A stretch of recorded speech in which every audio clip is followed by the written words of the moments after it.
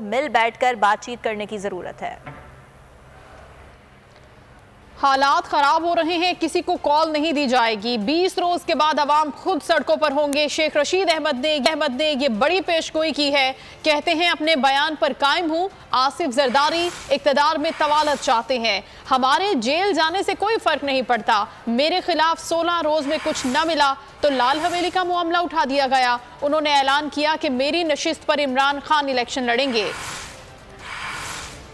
بیان پر قائم ہوں کہ عمران خان صاحب نے جو بیان دیا ہے کہ آصف زرداری ایک منصوبے کے تحت انہیں راستے سے ہٹانا چاہتے ہیں اور یہ ایک سازش ہے کہ عمران خان کو نااہل قرار دیا جائے، مائنس عمران خان الیکشن کرائے جائیں۔ رات کے اندھیرے میں لال حویلی پر قبضہ کیا جو کہ ہائی کورٹ کے حکم سے چھڑوایا گیا۔ یہ ہماری ذاتی ملکیت ہے، اگر ہماری ذاتی ملکیت نہ ہو تو ہمیں چوک میں لٹکا دیا جائے۔ 16 وزارتوں کی انہوں نے انویسٹیگیشن کی ہے، 16 وزارتوں میں سے انہیں کچھ نہیں ملا تو لال حویلی کے ساتھ ملکہ جو یونٹ ہے اس پر اپنا یہ منہ کالا کرا رہے ہیں۔ تینوں سیٹوں سے راول پنڈی کی، عامر کیانی صاحب کی بھی، راشد شفیق صاحب کی بھی اور میری بھی نشست پر عمران خان الیکشن لڑیں گے۔ ہم کورنگ کینڈیڈیٹ ہوں گے، ان کو لگ پتہ جائے گا۔